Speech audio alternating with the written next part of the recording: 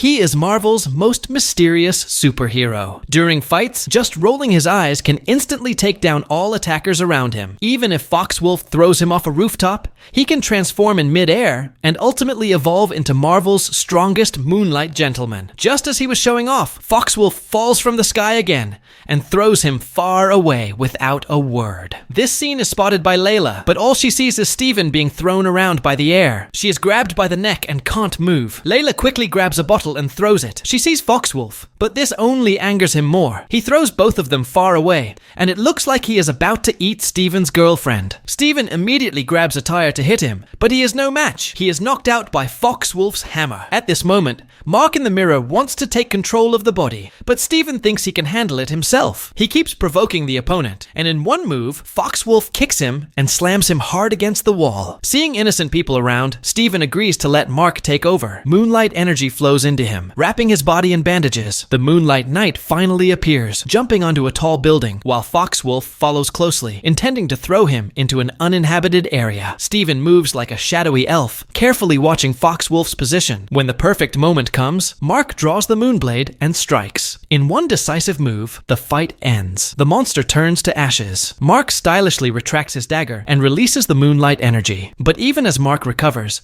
he notices the Golden Beetle has been driven away by Arthur. He screams in frustration and kicks Guo away, furious that he failed the mission. Then Moon God Khonshu suddenly appears, scolding Marc for not protecting the Golden Beetle. He warns that if they cannot stop Amit from reviving, Layla will be forcibly turned into his avatar. Without delay, they head to Egypt. But Marc alone cannot defeat Arthur. Khonshu, after much consideration, decides to risk himself. He summons the gods to judge Amit. The sky darkens, Khonshu disappears, and he guides Marc to a back alley and opens the entrance to the Judgment Hall. Seeing the ancient ruins, Steven becomes excited.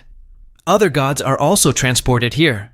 Khonshu has always been independent and is not liked by the other 9 gods. As Marc prepares to attack Arthur, Osiris transfers Arthur to this place. Unexpectedly, Arthur turns the tables, claiming Marc has a split personality and that they are all insane. This angers Khonshu. When Khonshu tries to act, Osiris pins him in place. With no concrete evidence, Khonshu can only declare Arthur innocent. After the trial, Pater's avatar secretly meets Marc, saying that although his appeal failed, if he finds the record keeper first, there is still a chance to fix things. Marc goes to the local black market. He finds no useful information, but encounters his girlfriend Layla, who knows the record keeper's location. They immediately set off. Pursue her. As soon as Layla arrived, he immediately agreed to let her check the historian. Although Amit's location was right there, Marc and the others could not understand the ancient text. They had no choice but to ask Steven for help. Just as the secret was about to be revealed, Arthur suddenly arrived. Marc instinctively tried to take his weapon, but since Layla was controlled by Morgat, he had no choice but to surrender. Seeing that Arthur had no opposition left, he suddenly unleashed dark magic and burned the historian along with the clues into ashes. This act made Marc extremely angry. Without hesitation,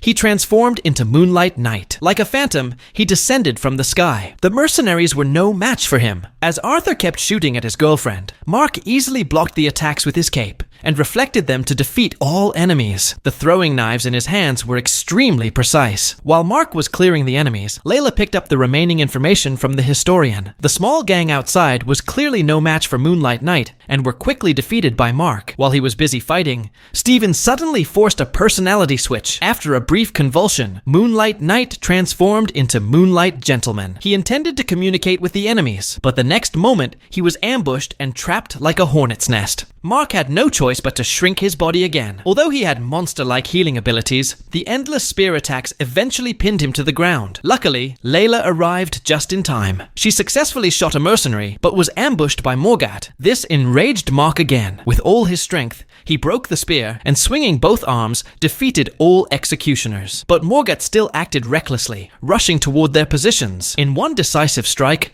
Marc ended the battle. Although the immediate threat was over, the tomb information remained on only a few scraps of paper. Marc had no choice but to summon Steven again. Using his expertise in archaeology, Steven quickly pieced together a pentagram map. To perfectly align the map with the timeline, Khonsu decided to use a forbidden method. He immediately transformed Stephen into Moonlight Gentleman. Both of them slid their hands across the sky, and surprisingly, the timeline actually moved forward. Countless blue lights appeared over the city, attracting the attention of civilians and alerting other gods. Although Layla successfully pinpointed the tomb using the stars, Khonsu suddenly collapsed from exhaustion. The gods had cast a sealing spell on him. As the statue gradually formed, Khonsu turned entirely to ashes, and Stephen fainted after losing his divine power. Without hesitation, they headed to the tomb to stop Amit's resurrection. As they went deeper, they found the area full of damaged vehicles. Clearly, Arthur had already entered the tomb. Without delay, they jumped in. Seeing this, Stephen was very excited. As they progressed,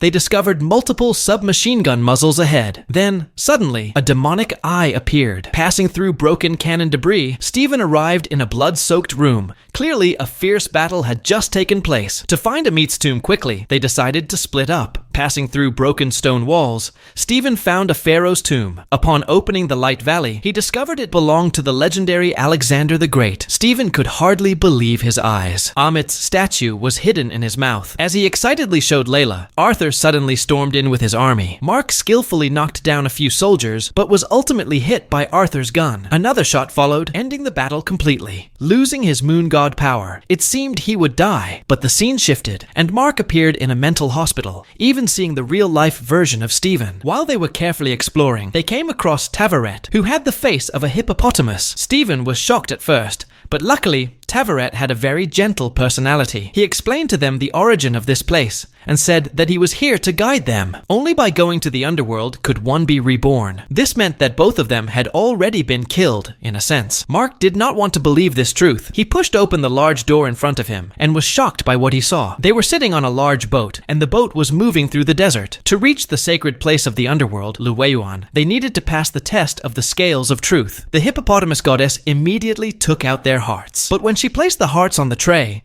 the scales kept tipping back and forth. It was clear that they had not yet opened their hearts fully. Marc and Stephen had no choice but to return to the cabin. On both sides of the cabin were rooms showing their pasts. They each chose a room. On a bench in one room were corpses. These were all evil people whom Marc had killed before. As Stephen explored further, he saw a small boy in the middle of the crowd. When the boy saw them, he immediately sat down. Stephen did not hesitate and followed him into a room, locking the door from the inside. Marc was clearly panicked. This room revealed his hidden secrets. Stephen saw not only Marc's mother, but also Marc's younger brother. When the brothers went out to explore, suddenly heavy rain fell. They hid in a narrow cave, but the rain kept pouring until the cave was completely flooded. Tragically, Marc's brother died in the flood. His mother blamed Marc for everything. Even on his birthday, she avoided him. 6-year-old Marc could not accept this. Overwhelmed with grief, he developed a new personality, the innocent and pure Stephen. In Stephen's world, everything was beautiful. Stephen could not accept the truth that he was only a personality created by Marc. After returning to the battlefield,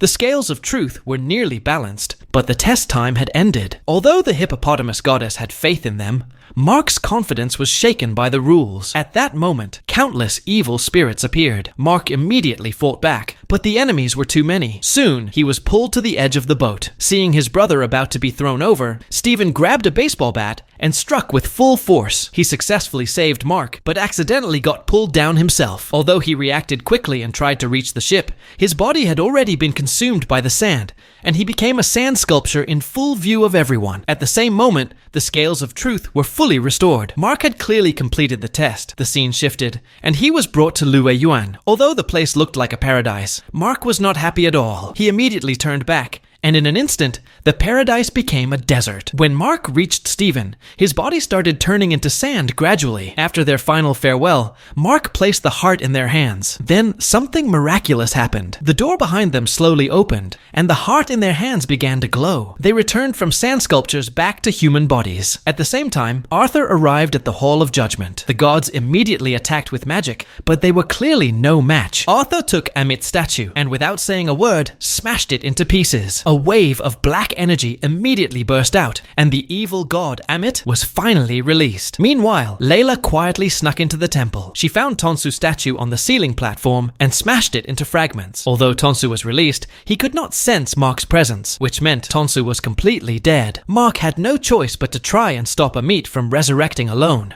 As soon as he appeared, Amit struck him with his tail, but being a moon god, Marc was not weak. With a swift, flowing step move, he spun Amit around and jumped from above, but Amit caught him. Without his host, Marc was not a match. Just as Amit was about to swallow the assassin, Stephen and the others finally passed through the turning door. The moment Marc was revived, Tonsu reacted instantly and flashed back into his body. With his moon god powers restored, Marc kept transforming. He expelled the bullets inside him and then vanished into the night. Due to the constant attention of the Judgment Force, Amit started to struggle like never before. The Moon Knight then fought Arthur. While Tonsu suddenly ambushed Amit, he had to defeat Amit before he could evolve. Tonsu picked up his crescent staff and struck hard. Though he managed to restrain Amit, Amit counterattacked fiercely. At the same time, Marc and the others landed in the middle of the city.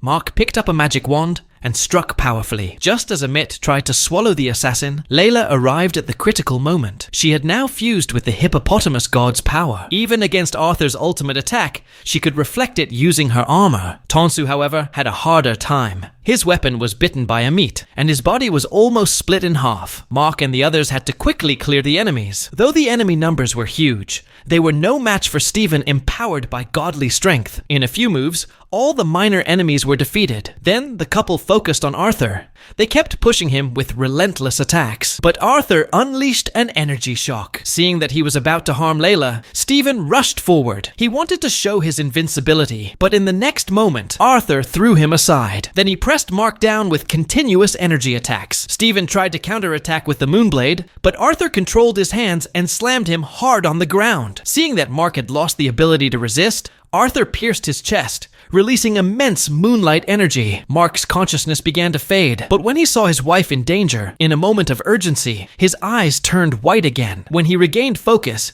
he had already won. Even the magic wand was broken in two. They didn't know which personality had done it, but there was no time to think. They immediately took Arthur to the Judgment Hall, and together cast a sealing spell. As the statue slowly opened its eyes, the distant Emic was split into pieces and entered Arthur's body. Now, if Marc struck him, it would all be over. But just as he was about to act, Layla stopped him.